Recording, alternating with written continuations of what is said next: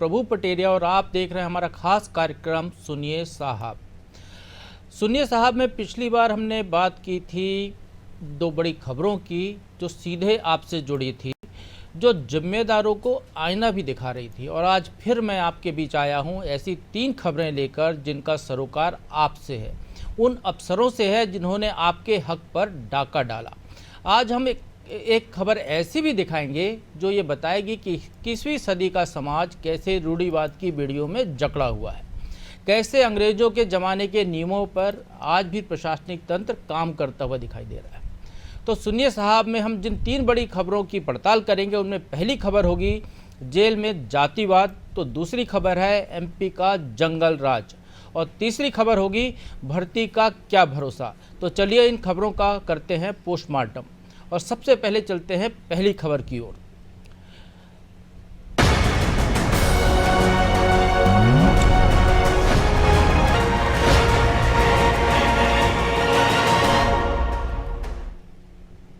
तो भारत में जातिगत व्यवस्था के खिलाफ एक लंबी लड़ाई लड़ी देश को आज़ाद हुए 75 साल हो गए।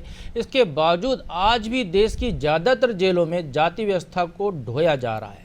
उत्तर प्रदेश, राजस्थान, मध्य प्रदेश समेत कई राज्यों के जेल मैनुअल में भी जाति को आधार बनाकर काम का बंटवारा किया गया है। ये बात न सिर्फ चौंकाने वाली है बल्कि दुर्भाग्यपूर्ण भी है कि जेलों के अंदर कैदियों के साथ जातिगत भेदभाव होता है। हालांकि सुप्रीम कोर्ट इस मामले में यूपी सरकार को फटकार लगा चुका है, तो कई राज्यों को नोटिस भी दिया जा चुका है। आज जेलों में फैले जाति का हम करेंगे पोस्टमार्टम।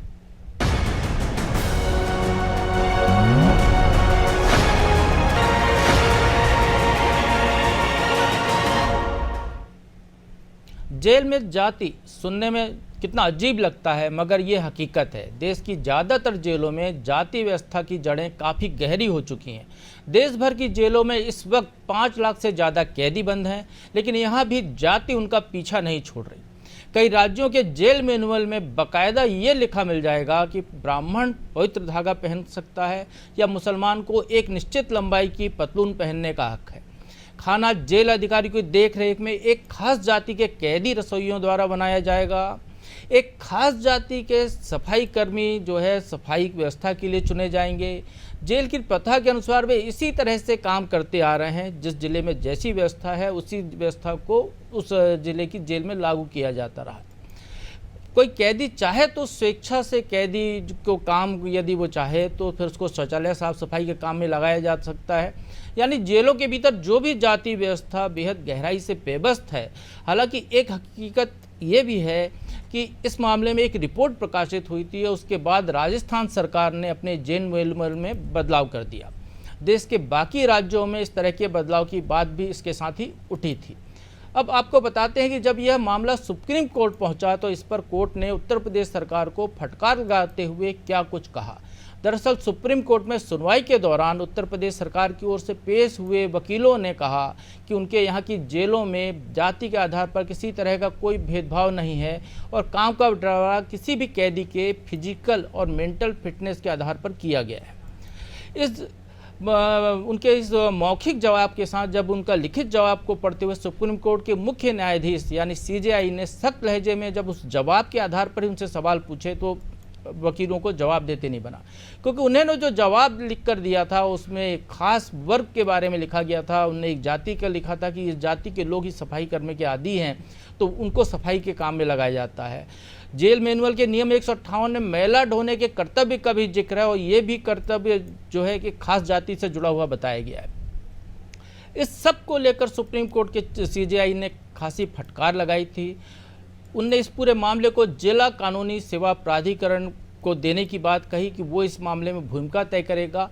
तो इस पूरे मामले को लेकर जब सुप्रीम कोर्ट ने 10 राज्यों से जवाब मांगा तो उनमें से 7 महीने बीत गए। सिर्फ 5 राज्यों ने ही इसका जवाब दिया कि उनके यहाँ की जेलों में क्या जातिवाद है या नहीं, या क्या व्यवस्था है।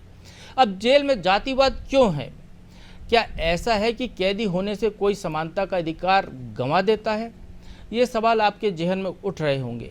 तो ऐसा बिल्कुल नहीं है। अगर कैदियों के मौलिक अधिकारों की बात की जाए तो कानून से जुड़े जानकार बताते हैं कि 1978 में सुनील बत्रा बनाम दिल्ली प्रशासन के मामले में सुप्रीम कोर्ट के फैसले का हवाला इस पूरे मामले को लेकर दिया जाता है, जिसमें कहा गया था कि महज कैदी होने से कोई व्यक्ति मौलिक अधिकार या समानता का अधिकार नहीं खो देता है। इतना ही नहीं, जानकार तो ये भी बताते हैं कि अगर जेलों में जाति के आधार पर काम लिया जाता है तो ये कैदियों के सम्मान के साथ उनके जीवन जीने के अधिकार का भी उल्लंघन है, जो कि संविधान 21 में उनको मिलता है। जेल में जाति प्रथा का कोई भी उल्लेख नहीं है, जेल मैनुअल में भी उल्लेख नहीं है, और जेल के बंदियों से जो भी काम लिया जाता है वो बिना जाति का उल्लेख किए और ये या बिना जाति के उनसे हर बंदी को बराबर मान करके और उनसे एक समान कार्य लिया जाता है। तो सुना आपने, ये जो हमने आपको सुनाई है मध्य प्रदेश के जेल से जुड़े हुए एक मामले को लेकर एक बयान था।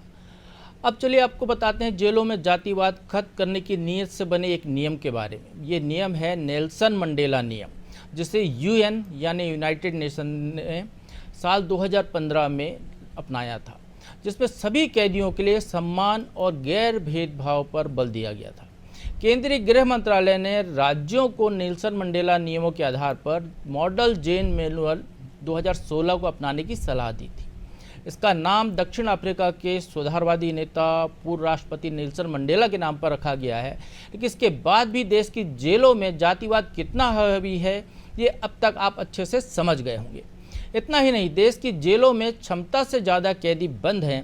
अगर मध्य प्रदेश की बात करें तो 2021 में हाई कोर्ट में प्रदेश सरकार ने जो स्टेटस रिपोर्ट पेश की थी उसमें बताया था कि प्रदेश की जेलों की क्षमता करीब 28,000 कैदियों की है, लेकिन मई 2021 में ही प्रदेश की जेलों में 35,000 से ज़्यादा कैदी बंद थे। तो ये प्रदेश की जेलों की स्थिति है। और चलिए इस मामले में हमारे साथ बात करने के लिए जुड़ गए हैं वरिष्ठ पत्रकार रंजन श्रीवास्तव। तो रंजन जी, बहुत बहुत स्वागत है आपका।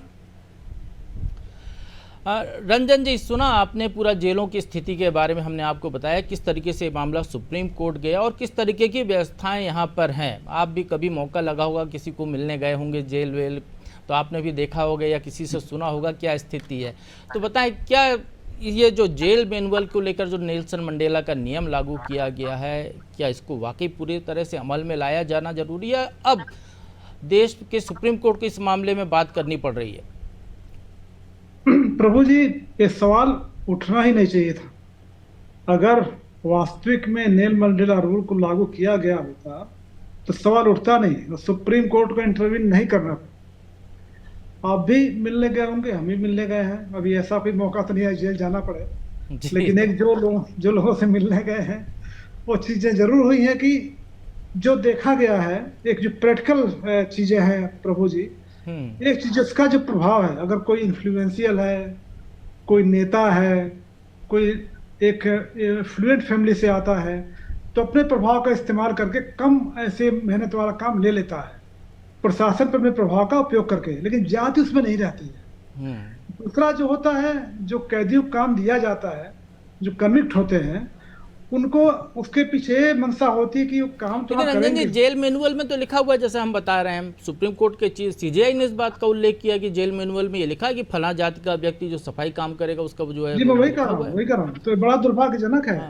तो जो काम दिया जाता है प्रभु जी, वो हुनर को निखारने के लिए या हुनर के हिसाब से कि जब जेल के बाहर जाए आपका वेविंग का काम करना है, किसी को प्रिंटिंग काम करना है, किसी को लिखाई पढ़ाई है, तो उनके हुनर को एक बढ़ाने का काम होता है। दूसरा, जो जेल में डिफरेंट काम होते हैं, उनकी इच्छा के अनुसार पूछ करके, जिसकी जो इच्छा है, हर आदमी, कोई आदमी बढ़ाई काम अच्छा कर सकता है, कोई सफाई काम अच्छा कर सकता है, लेकिन आपने बिल्कुल सही कहा, जो संविधान के हिसाब से जाति के आधार पर यह काम नहीं मिलना चाहिए, भेदभाव नहीं होना चाहिए। मैं कह रहा होना चाहिए, लेकिन बड़ा दुर्भाग्यजनक, में बड़ी चौंकाने वाली खबर दी है कि अभी भी जाति के आधार पर ये चीजें हो रही हैं, जो कि अपने आप में अपराध है अगर जात के आधार पर हो रहा है। लेकिन ये भी सत्य है प्रभु जी, एक और डिवीजन वहां पे होता है, एक और डिवीजन होता है कि जो वहां पे बड़े क्राइम करके जाता है उसका बच्चा स्थापित हो जाता है जी। जो छोटे क्राइम वाला है, कोई पिक पॉकेट है, जेब कतरी करने वाला चोर है, उसके ऊपर उसका शोषण भी होता है। वहां जाति के हिसाब से भी आदमी का वर्चस्व हो जाता है, जाति के हिसाब से होता है। लेकिन जब जेल की बात आती है, अधिकारियों की बात आती है, तो जेल अपने अपने जो भी काम बांटता है वो जाति के आधार पर नहीं बांट सकता। अपने आप में अपराध है, क्राइम है, और ये ऑफेंस है, उस पर मुकदमा चलना चाहिए अगर ऐसा होता है। तो मुझे लगता है बहुत दुर्भाग्यपूर्ण है, और जहां जहां भी गड़बड़ है हमको लगता है एमपी भी अछूता नहीं होगा, उसको तुरंत ठीक करना चाहिए। बिल्कुल, ये वाकई दुर्भाग्यपूर्ण है। लेकिन ये बात भी सही है कि जातिगत भेदभाव की ये बुराई समाज से ही जेल में पहुंच रही है। सैकड़ों सालों से चली आ रही जाति भेदभाव की परिपाटी आज भी समाज से पूरी तरह हटाई नहीं जा सकी है। भेदभाव या उत्पीड़न की कोई बड़ी घटना हो तो यह खबर के रूप में सामने आती है, वरना ये सोच रोज़मर्रा की ज़िंदगी के एक हिस्से के रूप में मौजूद रहती है। फिर भी जेल में ऐसा होना ज़्यादा गंभीर इसलिए है क्योंकि जेल शासन व्यवस्था का एक हिस्सा है जो देश के संविधान और कायदे कानून से संचालित है। यहाँ इस तरह की गड़बड़ी पूरे तंत्र की बड़ी नाकामी कही जानी चाहिए। सुनिए साहब के जरिए हम जिम्मेदारों से यही अपील करेंगे कि जातिवाद जैसी बुराई का अंत जितनी जल्दी हो किया जाए। अगर ज़रूरत पड़े तो इसके लिए कानून भी बनाया जाए, और जिस तरीके से केंद्रीय सरकार ने जो है आईपीसी जैसे कानूनों में बदलाव किया है, उसी तरीके से जेल मैनुअल जो अंग्रेज़ों के ज़माने से चला आ रहा है उसको भी बदला जाना चाहिए।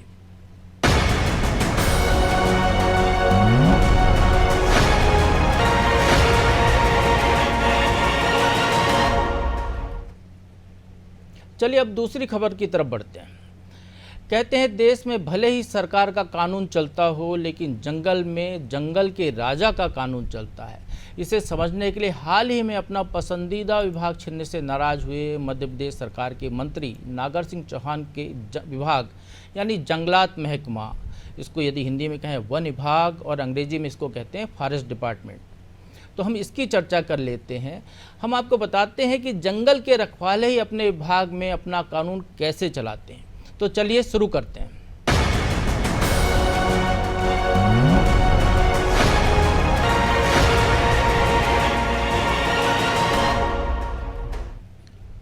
तो चलिए अब देख लेते हैं जंगलात महकमे से जुड़ी हुई 3 खबरें। उनमें से पहला मामला है सतना जिले की धार्मिक नगरी मैहर का। यहाँ राज्य सरकार ने 1975 में मैहर सीमेंट कंपनी को 193 हेक्टेयर वन भूमि 99 साल की लीज पर दी थी। कंपनी ने साल 2002 में इस जमीन के पास लगी हुई वन विभाग की 70 एकड़ जमीन पर कब्जा करके वहाँ पे कॉलोनी बना ली, कॉलेज बना दिया, अस्पताल बना दिया, बाजार बना दिया, तरह तरह की वहाँ पे जो है पब्लिक एमिनिटीज़ की सुविधाएं विकसित कर ली। इतना बड़ा कब्जा और इतना बड़ा निर्माण किसी को विभाग में नहीं दिखाई दिया, या ये कहें कि जानबूझकर अनदेखा कर दिया गया। विभाग के एक रेंजर ने इसको लेकर पिछले दिनों कंपनी को नोटिस दिया तो विभाग में हड़कंप मच गया। आनन फानन में वन विभाग ने उस एसडीओ और फॉरेस्ट रेंजर को सस्पेंड कर दिया। ये वही लोग हैं जिन्होंने इस अवैध कब्जे की जानकारी आला अधिकारियों तक पहुंचाई थी। विभाग ने अपना जो सस्पेंशन आदेश जारी किया उसमें भी माना कि साल 2002 में अतिक्रमण हुआ था और यहाँ पर जो भी अधिकारी 2002 से लेकर 2024 के बीच में पदस्थ रहे, ये उनकी लापरवाही से हुआ है। अब ये जान लीजिए कि इन 22 सालों में यहाँ पर कितने अधिकारी पदस्थ रहे। 15 मुख्य वन संरक्षक, 19 वन संरक्षक यहाँ तैनात हो चुके हैं। इनके अलावा 11 रेंजर और कई एसडीओ यहाँ पर पदस्थ हो चुके हैं, जिनकी कुल संख्या यदि माने तो 50 के करीब इनकी संख्या आती है अन्य अधिकारियों की। लेकिन उन सबको नज़रअंदाज करके गाजगिरी इस पूरे मामले को उजागर करने वाले रेंजर और एसडीओ पर। तो ये तो था एक सतना का मामला कि किस तरीके से जंगल महकमे में काम होता है। इसी से जुड़ा एक और मामला जो है आपको और ज़्यादा रोचक लगेगा, ज़्यादा चौंकाएगा। ये है अब मामला उमरिया ज़िले का। यहाँ तेंदुपत्ता संग्रहण से जुड़ी हुई जो रकम होती है, जिसका एक हिस्सा संग्राहकों के भलाई के कामों में खर्च करना होता है, वो उनके नाम पर खर्च होने के नाम पर 7 करोड़ रुपए निकाल लिए गए। केवल कागज में काम हुआ, धरातल पे कोई काम नहीं हुआ। जब ये मामला वहीं के एक अधिकारी ने उजागर किया तो साल 2021 में वहाँ पर जो आईएएस थे पदस्थ देवांशु शेखर, उनको आरोप पत्र देकर इस पूरे मामले को रफा दफा कर दिया गया। इस घोटाले के दौरान उमरिया में जो जिम्मेदार अधिकारी आईएएस अधिकारी जो कि यूपीएससी से सेलेक्ट होकर आते हैं, वो 15 पदस्थ रहे, लेकिन उनको माफ़ी दे दी गई। घोटाले की न तो विभाग ने लोकायुक्त में जांच कराने की जरूरत समझी और न ही ये पूरा मामला ईओडब्ल्यू को सौंपा। विधानसभा में जब ये मामला उठा तो सरकार का जो जवाब आया है वो सुनकर आप ज़्यादा और चौंक जाएंगे। इस जवाब में ये कहा गया कि कई अफसरों के मामले में कहा गया कि वो उनके रिटायर हुए 3 साल हो गए हैं या किसी को 4 साल हो गए हैं, इसलिए उनके खिलाफ आप कार्रवाई नहीं कर सकते हैं। एक IAFS अफसर को सिर्फ चेतावनी देकर छोड़ दिया गया, जबकि घोटाला जो है पाया गया था। तो इस तरीके की स्थितियां लगातार इस जंगलात महकमा में देखने को मिली। अब इससे हटके एक मामला आपको बताते हैं। जंगल में मंगल का ये और घटनाक्रम देखिए कि लघुवनोपज संघ में एक जो एडिशनल MD के पद पर सीनियर मोस्ट पोस्ट होती है, IAFS अफसर वहाँ पर पदस्थ रहे। उनने अपने लिखने पढ़ने के शौक़ को पूरा करने और रिटायरमेंट के बाद अपना जो है अतिरिक्त आय के साधन जुटाने के लिए 2 साल में 3 किताबें लिख डाली। इन किताबों को छपाने का पूरा खर्चा उन्हें लघुवनोपज संघ से कराया। ये मतलब उन्हीं लोगों का पैसा है जो तेंदुपत्ता बीनते हैं, उन पर जो खर्च होने वाला पैसा, उनने अपनी किताबें छपवा ली। करीब 22 लाख रुपए इसका उनने जो है भुगतान कर दिया। अब इस पूरे पैसे से छपी हुई किताबों का कॉपीराइट किसके पास गया? तो कॉपीराइट जो है अधिकारी साहब ने अपने नाम पर खुद ही कर लिया। यानी जो किताबें बिकेंगी उसका जो पैसा आएगा वो पैसा सीधे अधिकारी के बैंक अकाउंट में जाएगा। ये पैसा जो है सरकार के खजाने से छपी किताबों का पैसा, कमाई उनकी होगी। इस तरीके से ये जो है, जब ये मामला प्रकाश में आया, विधानसभा में जब चर्चा हुई तो सब विभाग ने जो है बड़ी बेशर्मी से स्वीकार कर लिया कि इसके लिए जो है उस अधिकारी के द्वारा कोई अनुमति नहीं ली गई थी और जो है 22 लाख रुपए इस पर खर्च हो गए। तो बताइए आप, ये जो साहब ने जो किताबें लिखी हैं ये आपको जो है एक तो उस किताब का नाम है endemic species of India volume 1, दूसरी का नाम है endemic species of India volume 2, तीसरी किताब है उनकी हर्ब एंड ट्राइब्स, जो ई-कॉमर्स साइट पे 2000 रुपये से 2500 रुपये में एक किताब बेची जा रही है। यानी जंगल में अधिकारियों का मंगल हो रहा है और कार्रवाई के नाम पर हो रही है महज खानापूर्ति। तो सुनिए साहब के जरिए हम उन जिम्मेदार अधिकारियों को आईना दिखाने की कोशिश की है और उम्मीद करते हैं कि इसका असर जल्दी दिखाई देगा। सिर्फ नोटिस देकर ऐसे अधिकारियों को छोड़ नहीं दिया जाएगा, उनके खिलाफ कड़ी कार्रवाई की जाएगी। जो भी जिम्मेदार हैं, जो भी दोषी हैं, उनसे रिकवरी की जाएगी।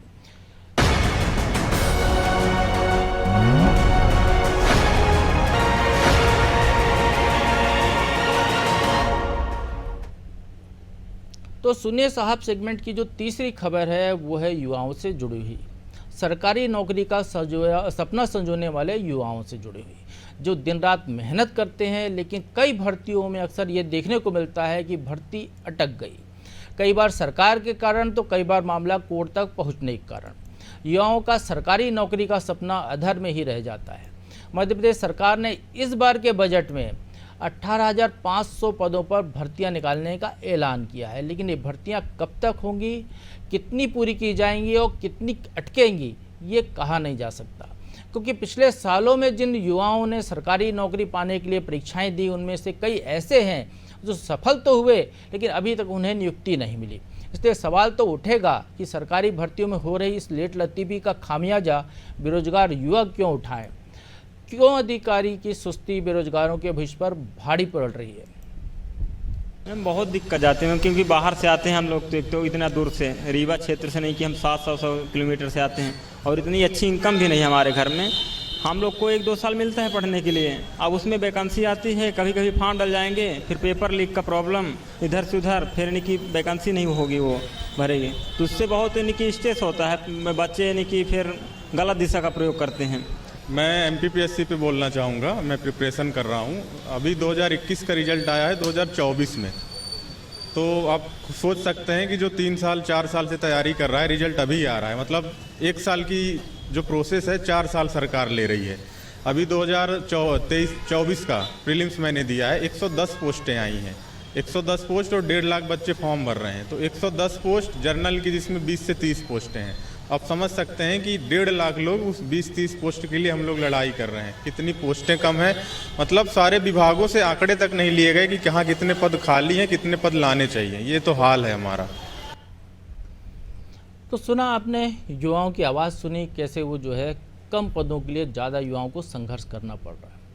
अभी आपको बताया कि प्रदेश सरकार ने जो इस साल का बजट उसमें 18,500 नौकरियां देने का ऐलान किया सरकारी पदों पर। लेकिन एक क्षेत्र और है जिसके बारे में हम आपको बताते हैं, वो है बैकलॉग की भर्ती का। अनुसूचित जाति, अनुसूचित जनजाति, अन्य पिछड़ा और जो है विकलांग, जिनको कि अब दिव्यांग कहा जाता है, उनके कोटे के जो बैकलॉग के पद हैं उसको भरने की समय सीमा राज्य सरकार ने 1 साल के लिए बढ़ा दी है। आपको ये जानकर हैरानी होगी कि प्रदेश में 17,000 बैकलॉग के पदों में से अभी 7,000 पदों को ही भरा गया है। इनमें से 10,000 पद खाली चल रहे हैं, जिन्हें भरने के लिए 1 साल की समय सीमा बढ़ाई गई है। यानी ये परीक्षाएं अभी तो अधर में हैं।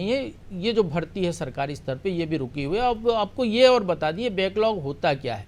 ये बैकलॉग जो आरक्षित वर्ग के पद हैं, उनके जो खाली पद हैं उसको भरने की बात है। और ये पूरा मामला, ये खाली पद चल रहे हैं दिग्विजय सिंह सरकार के ज़माने से।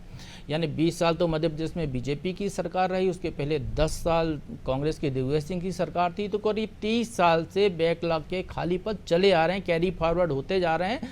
सरकार हर साल इनकी जो है 1-1 साल की मियाद बढ़ाती चली आ रही है और ये पद कभी भरे नहीं जा पा रहे हैं।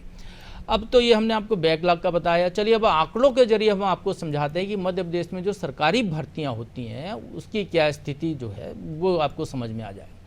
जिस तरह से ये सारे सवाल जो भर्तियों को लेकर उठ रहे हैं, तो एक आंकड़ा जो यहाँ पर समझ में आ रहा है, प्रदेश सरकार ने पिछले कार्यकाल यानी पिछली पंचवर्षीय योजना में 2018 से 2023 में कर्मचारी चयन मंडल के जरिए मध्य प्रदेश में 51,000 सरकारी पदों के लिए भर्ती निकाली थी। इसके लिए 20 परीक्षाएं ली गई अलग अलग समय पर। करीब 82 लाख युवाओं ने इस परीक्षाओं में भाग लिया, उनमें परीक्षा में भाग लिया था। सरकार ने इनमें से 30,000 भर्तियों का रिजल्ट भी जारी किया, लेकिन नियुक्ति किसे मिली? नियुक्ति किसी को नहीं मिली। ठन गोपाल मामला रहा। तो आप ये समझ सकते हैं कि प्रदेश में सरकारी नियुक्तियों का क्या हाल है। और यहाँ पर एक चीज़ और बता दूँ कि पिछली सरकार ने पिछले 1 साल में 1 लाख भर्तियां करने का वादा किया था और उसको लेकर खाली पदों की सूची भी निकाली गई थी, लेकिन वो भी पूरे नहीं भर पाए। तो रंजन जी हमारे साथ जुड़े हुए हैं, आइए समझ लेते हैं युवाओं के दर्द के बारे में कि रंजन जी आखिर ये क्यों नहीं हो पा रहा है। बार बार लंबे समय से हम देख रहे हैं कि पद खाली चले जा रहे हैं, भर्तियां निकलती हैं, युवाओं की भीड़ आती है, परीक्षा देते हैं। जो कर्मचारी चयन आयोग है, जो भर्ती परीक्षा कराने वाली एजेंसियां हैं, जो उसका बार बार नाम बदलता रहता है, उसका तो खजाना बढ़ता जा रहा है, नौकरी नहीं मिल रही किसी को। अब प्रभु जी देखिए, जो सरकार की मंशा है, आपने बताया कि जो बैकलॉग है वो दिग्विजय सिंह के समय से है। तो एक बात तो स्पष्ट है कि चाहे कांग्रेस गवर्नमेंट हो चाहे भाजपा गवर्नमेंट हो, जॉब देने में एक अक्षम साबित हुए हैं। हम इनको ये नहीं बोल सकते कि ठीक है मंशा ही खराब है, ज़्यादा से ज़्यादा हार्श हो जाएगा, लेकिन ये फैक्ट है कि जॉब देने में अक्षम साबित हुए हैं। और आंकड़े तो बोल रहे हैं ना, आंकड़ों से ज़्यादा क्या है जी। उसके बाद जो दूसरी समस्या जो उसके साथ जुड़ी हुई है वो पेपर लीक की है। पटवारी का पेपर लीक हुआ और उसके पहले जो व्यापक तो हमारे यहाँ सर्वविदित ही है। तो एक तो जो एग्जाम्स हो रहे हैं उनकी सैंक्टिटी और उसकी प्योरिटी सरकार मेंटेन नहीं कर पा रही है। और जो भर्ती निकल भी रही है और उसमें ज़्यादा भीड़ है। अब देखिए 42 लाख लोग, बताओ इतने लोग बेरोजगार तो हैं। पिछले 20 सालों में जो पूरा जोर रहा है प्रभु जी, वो है कि मुद्रा योजना या स्वरोजगार योजना, बच्चों को पैरों पे खड़ा करना, प्रोफेशनल एग्जाम में मदद करना, प्रोफेशनल एजुकेशन मदद करना। लेकिन बच्चों को जो शिक्षा मिल रही है वो डिग्री लेके जाए कहाँ अगर जॉब नहीं है। एक और चीज जो नहीं हुई है प्रभु जी बहुत लंबे समय से, वो मध्य प्रदेश नहीं कई राज्यों में आता है, मध्य प्रदेश भी उतना ही पिछड़ा हुआ, जो स्किल डेवलपमेंट है। अगर वाकई जॉब देने की मंशा है, गवर्नमेंट जॉब आप नहीं देना चाहते, नहीं दे रहे हैं, जो भी है उसमें नहीं देना चाहते हैं, तो हो सकता है भैया आपकी फंड की प्रॉब्लम हो, कांस्टेंट हो, 3.5 लाख करोड़ कर्ज है, आप खर्चा नहीं बढ़ाना चाहते सरकार का, ठीक है चलो। तो अगर बच्चों को स्किल डेवलपमेंट कर लेंगे तो कोई जॉब तो मिल जाएगा, जॉब खुद ले लेंगे वो। तो स्किल डेवलपमेंट भी नहीं हो रहा है बड़े माध्यम पे। तो मैं बिल्कुल ये कहना चाहता हूँ, चाहे कांग्रेस हो भाजपा हो, करेक्टर एक है, जॉब नहीं देना चाहते, जॉब देने की कोशिश भी नहीं कर रहे हो। लेकिन रंजन जी पद खाली हैं, परीक्षा हो रही है, चयन की सूची हो रही है, लेकिन जारी नहीं हो रही है, नौकरी नहीं मिल रही है। वही खर्च नहीं बढ़ाना चाहते। अब देखिए 3.5 लाख करोड़ खर्चा ना, कर्जा ले लेकर तो गवर्नमेंट खर्च चल रहा है। आप 50-60% तो गवर्नमेंट के एस्टेब्लिशमेंट भी जा रहा है, जो कर्ज लिए उसके ब्याज भी जा रहा है। तो जो अनुपयोगी जो खर्च है, जब तक सरकार कम नहीं करेगी, अपने PSUs को मजबूत नहीं करेगी, रेवेन्यू को मजबूत नहीं करेगी, तो पैसा आएगा नहीं और फिर ऐसे ही चलता रहेगा, जॉब निकलेगा, परीक्षा होगी और जॉब नहीं मिलेगा। बिल्कुल सही कह रहे हैं आप, परीक्षा होगी लेकिन जॉब नहीं मिलेगा। तो कुल मिलाकर कहें तो प्रदेश में सरकारी भर्तियों की स्थिति ठीक नहीं है। परीक्षा लेकर सरकारी संस्थाएं अपनी तिजोरी तो भर रही हैं लेकिन नियुक्तियां नहीं दी जा रही। ऐसे में बेरोजगार को ये समझ नहीं आ रहा कि वो क्या करे, किससे कहे, कौन सुनेगा, आगे परीक्षाओं की तैयारी करे या फिर सरकारी नौकरी का सपना अधर में ही छोड़ दे। खैर, इस बार सरकार ने 18,500 सरकारी पदों पर भर्ती का भरोसा दिया है और जो लोग इन परीक्षाओं की तैयारी कर रहे हैं उन्हें उम्मीद है कि उनके ओवरेज होने से पहले उनका भी सरकारी नौकरी का सपना पूरा हो जाए। ऐसे में अब जिम्मेदारों से यही उम्मीद की जा सकती है कि वो इन परीक्षाओं को अटकने और लटकने नहीं देंगे और तय समय में इन पदों पर भर्तियों को पूरा कर लेंगे।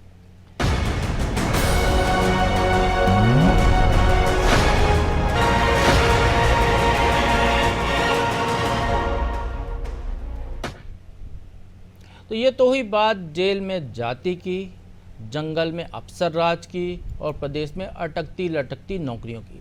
लेकिन अब बात एक ऐसे अधिकारी की जिसकी सरलता और सहजता की चर्चा पूरे प्रदेश में हो रही है। अपने काम के प्रति समर्पित रहने वाले अलीराजपुर कलेक्टर अभय बेडेकर ने कट्टीवाड़ा ब्लॉक में एक ऐसा काम किया जिसकी तारीफ खासी हो रही है। दरअसल इस गांव है साजनपुर, वहाँ की कुछ छात्राएं स्कूल जाने के लिए कीचड़ भरे रास्ते में जाती थीं और एक वहाँ पर सोशल साइट पर वीडियो वायरल हुआ जिसमें वो बच्चियाँ हाथ में चप्पल लेकर नंगे पैर कीचड़ में चलती हुई जाती हुई दिखाई दी। इस वीडियो को देखने के तुरंत बाद कलेक्टर ने जन सहयोग से उस पूरी सड़क पर, जो थी कच्ची सड़क थी, उस पर मुरुम डलवाकर अब उनके स्कूल जाने का रास्ता सुगम कर दिया। तो ये तो स्कूल में जो जाने वाली लड़कियां हैं, जो लाडली लक्ष्मी है प्रदेश की, उनके लिए कलेक्टर ने काम किया था। तो ये जो इस तरीके का काम है। और ये इसी कलेक्टर का एक और काम हम आपको बता देते हैं। कुछ समय पहले एक सूदखोर ने पेशा एक्ट लागू होने के बावजूद 3 किलो चांदी किसी की हड़प ली थी और जब जानकारी कलेक्टर को लगी तो 5 साल बाद उसकी चांदी भी दिलाई। तो इस तरीके का ये पूरा मामला है। और आप समझिए कि हम ऐसे कलेक्टर या ऐसे अधिकारी जो बेहतर जनहित का काम करते हैं, उनकी भी चर्चा हम सुनिए साहब में करेंगे। तो सुनिए साहब में हम आपको अगले हफ्ते फिर बताएंगे इसी तरीके से कुछ नई खबरें जिनके बारे में आपको जानना ज़रूरी है, कुछ ऐसी खबरें जिनको जानकर आपको हैरानी होगी और कुछ खबरों को जानकर आपको प्रसन्नता होगी। तो सुनिए साहब का इंतज़ार कीजिए और अभी देखते रहिए अनादि टीवी।